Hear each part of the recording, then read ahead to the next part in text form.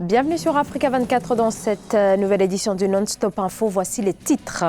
Un fonds d'appui au leadership des femmes en Afrique. L'initiative a été lancée à Addis Abeba, projet mené par le groupe bancaire sud-africain Standard Bank et en partenariat avec la Commission économique des Nations Unies pour l'Afrique. L'État camerounais souhaite taxer les transactions électroniques, objectif financer le développement du numérique pour en faire un puissant levier économique. Une grande sécheresse sévit à Madagascar. L'ONU alerte sur la gravité de la situation car la famine menace désormais le grand sud de l'île de l'océan Indien. Mais avant de développer ces titres, le Premier ministre algérien a présenté ce mardi le plan d'action du gouvernement et ce dans un contexte de poursuite du mouvement de contestation. Un plan d'action d'Abdelaziz Djerad qui doit, avant sa mise en œuvre, passer par le Parlement. Et le vote a lieu ce jeudi en Algérie où la question de la relance de l'économie est posée en raison du déficit des comptes extérieurs qui s'est creusé pour atteindre 10 milliards de dollars, une fragilité économique également causée par la chute des réserves en devises de la Banque centrale. Les Béninois sont appelés aux urnes le 17 mai 2020 pour les élections communales et dans la perspective du scrutin, mais aussi dans un contexte de crainte d'irrégularité, eh bien la Commission électorale nationale autonome, l'institution en charge de l'organisation des élections, a lancé des rencontres d'information, d'échange et de concertation avec les différents partis politiques. Reportage de notre correspondant au Bénin, Lefti Ounou. Organisé en vue de la bonne tenue des élections communales de mai 2020 au Bénin, lundi 10 février 2020 à Cotonou, les communications de la Commission électorale nationale autonome Sénat ont suscité des débats de fond liés à l'application du code électoral et de la charte politique. Les exposés de la Sénat se sont axés sur les conditions et modalités de participation aux élections et la répartition des sièges dans les circonscriptions électorales, notamment les arrondissements. Pour l'instant, nous ne nous occupons que de la répartition des sièges au niveau des arrondissements. Nous sommes en train de travailler pour voir comment procéder à l'attribution des sièges. Au total, 11 partis sur 12 disposant d'existence légale ont répondu présent à l'appel de la Sénat. Des responsables et chefs de partis politiques ont évoqué des inquiétudes et de nombreuses difficultés auxquelles ils sont confrontés à l'étape de la constitution des dossiers de candidature. Entre autres, les questions de délivrance des quitus fiscaux, la disponibilité des cartes d'électeurs et l'actualisation de la liste électorale. Qu'on soit de l'opposition comme de la mouvance, on a toujours participé à la correction de la liste électorale. Cette fois-ci, ça n'a pas été le cas. La liste est corrigée par seulement les deux partis siamois du chef de l'État et nous craignons pour la crédibilité des élections à venir. La circonscription électorale pour les prochains communales, c'est l'arrondissement. Qu'est-ce qu'on a à voir au niveau d'un pourcentage, au niveau national? Ce n'est pas une élection législative, ce n'est pas une élection présidentielle. A noter que le calendrier électoral de la Commission électorale nationale autonome Sénat s'étale sur 6 mois et 33 activités y sont prévues. La campagne électorale, quant à elle, devra se tenir du 1er au 15 mai 2020. L'État équato-guinéen dénonce, je cite, une ingérence inacceptable de la justice française. Une prise de parole en réaction à l'affaire dite des biens mal acquis impliquant Théodoro Nguema Obiang Mangué, vice-président de la Guinée équatoriale et fils du président Théodoro Obiang Nguema Mbazogo, condamné lundi par la Cour d'appel de Paris à 3 ans de prison avec sursis et 30 millions d'euros d'amende et des confiscations pour s'être bâti illégalement un patrimoine considérable sur le territoire français.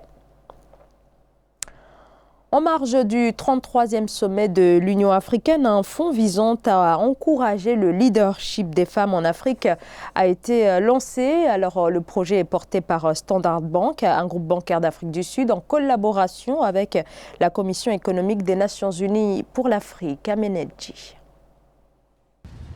La Standard Bank Group, en partenariat avec la Commission économique des Nations Unies pour l'Afrique, a lancé à Addis Abeba en Éthiopie l'African Women Leadership Funds, doté d'un capital de 100 millions de dollars, soit 60 milliards de francs CFA. Il s'agit d'un projet révolutionnaire dédié aux femmes gestionnaires de fonds, novices ou expérimentées, actives sur le continent africain. Nous renversons la situation et faisons des femmes les décideurs de l'argent investissable en Afrique.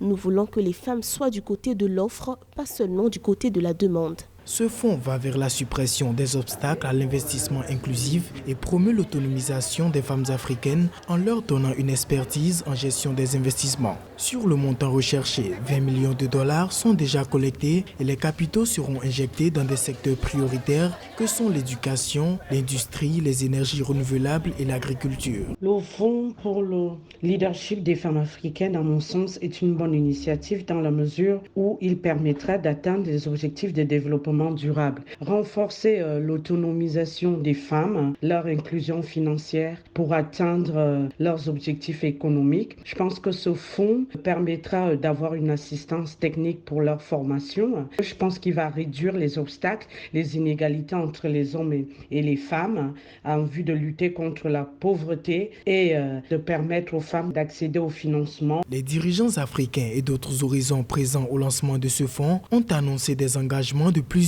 millions de dollars pour soutenir l'initiative. Notons par ailleurs que l'African Women Leadership Fund s'inscrit dans l'objectif du groupe Standard Bank de promouvoir le financement des femmes africaines et de contribuer à la croissance du continent. Une taxe sur les transactions en ligne devrait être appliquée au Cameroun pour les autorités. La mesure est nécessaire et servira à financer le développement de l'économie numérique. Un plan stratégique porté par l'État prévoit que le secteur contribue à hauteur de 10% au PIB du pays et ce, dès cette année. Amenedji.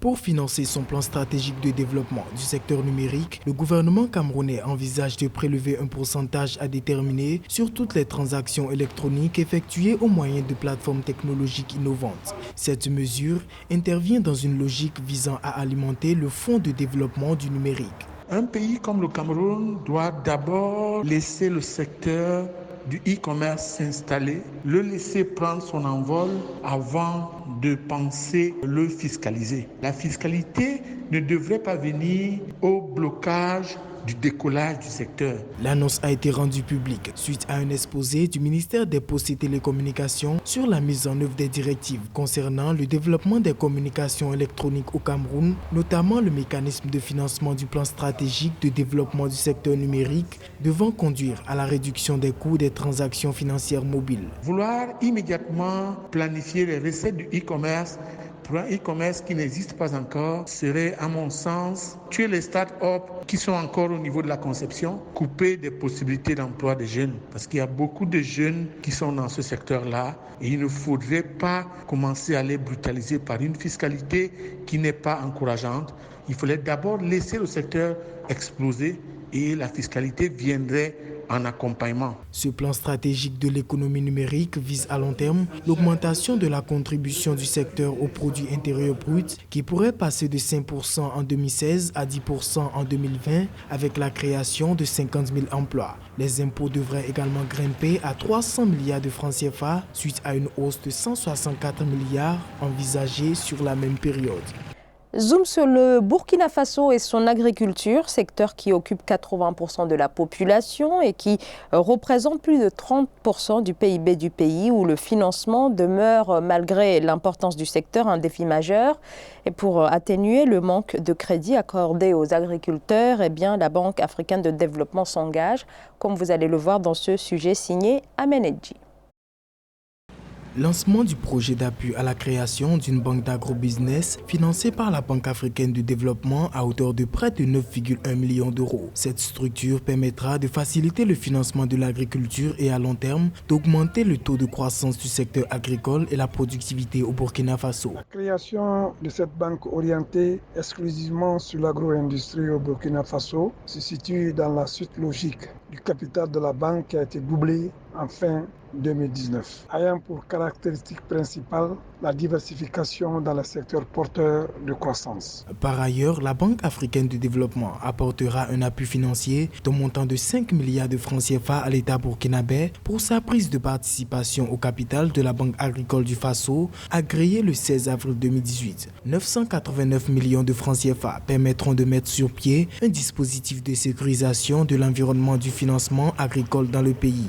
Plus de 65% de la population active se consacre à l'agriculture vivrière et de rente. Une telle banque ne peut qu'encourager la mécanisation de l'agriculture intensive qui doit déboucher inéluctablement sur la création des firmes de transformation des matières premières issues du secteur primaire. Les emplois créés en amont et en aval réduiront la pauvreté. C'est le but recherché par la BAD, par la création de cette banque.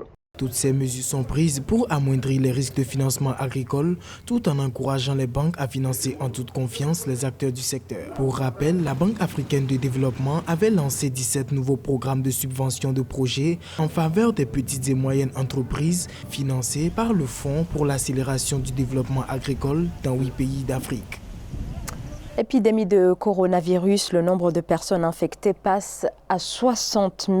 Le bilan fait également état de plus de 1000 morts en Chine continentale. Alors, le continent africain reste jusqu'ici épargné. Et pour limiter les risques de contamination par des voyageurs en provenance de Chine, les aéroports africains renforcent leurs dispositifs sanitaires. C'est notamment le cas au Niger, comme vous allez le voir dans ce reportage de notre correspondant Sadou Alizé Mokhtar.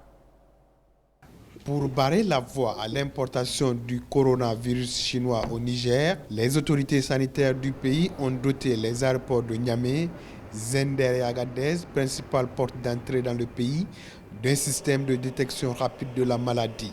Virus qui provoque chez l'homme des maladies allant du simple rhume à des infections pulmonaires sévères, ainsi que de la fièvre.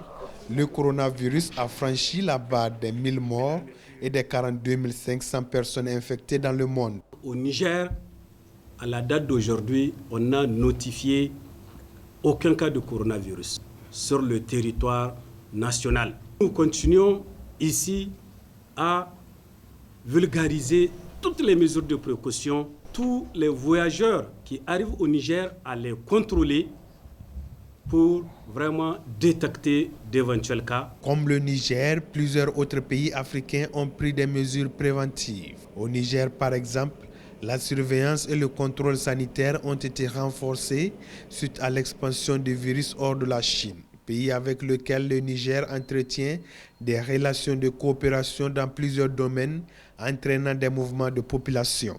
Il y a des caméras à l'aéroport, certains ne les voient pas. Dans le grand hall, dans le salon, dans les autres salons, on a positionné ces caméras-là. Souvent, on ne les voit pas, mais il y a des agents qui sont en train de contrôler. Dès qu'il y a une température, on identifie la personne. Et là, c'est un cas, on vient, on l'interroge. Et de surcroît, quand il vient de la zone... Apparu en Chine depuis janvier 2020, le coronavirus est responsable d'infections respiratoires aiguës très contagieuses, qui se transmet entre autres par le contact avec les sécrétions nasales, les gouttelettes de salive émises par la toux d'une personne malade. Madagascar est confronté à une grave sécheresse. La situation est telle que 500 000 personnes souffrent d'insécurité alimentaire, un nombre alarmant qui ne cesse d'augmenter. Pour l'ONU, plus de 700 000 personnes seront en situation d'insécurité alimentaire d'ici le mois de mars. Siamlo Victoria Sedji. À Madagascar, la sécheresse et la faim progressent aux grandes dames des populations. 3 districts du Grand Sud sont menacés, la population fait appel à l'État. Ces 5 dernières années, l'insécurité alimentaire s'est amplifiée avec le phénomène El Niño.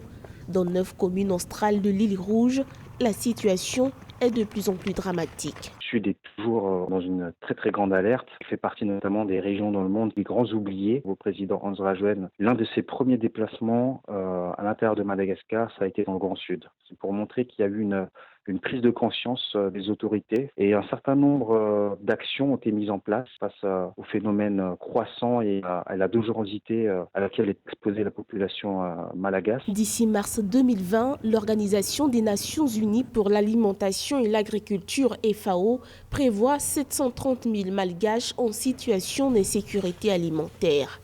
Des communes ont vu 75% de leur production rizicole disparaître sous l'effet de la sécheresse. Dans 60% des communes, des migrations temporaires ont été observées. Pour venir en aide aux compatriotes malgaches, il faut un attelage entre un interventionnisme fort des pouvoirs publics, qui a déjà commencé maintenant depuis plus d'un an. Il faut aussi une aide de tous les États. Il y a des pays, notamment la Corée du Sud, avec des fonds importants qui ont été alloués aux populations malgaches, mais je pense que c'est insuffisant. Depuis 2016, l'Organisation des Nations Unies pour le Développement, PNUD, a déclaré un besoin de 189 millions de dollars sur 3 ans pour aider le Sud à mieux développer sa résilience. Les aides apportées n'ont pu couvrir que très peu de besoins dans un pays qui fut longtemps miné par la corruption. Ce journal a été réalisé par l'ensemble de la rédaction. Merci de votre fidélité. Dans un instant, une nouvelle édition de l'actualité sur Africa 24.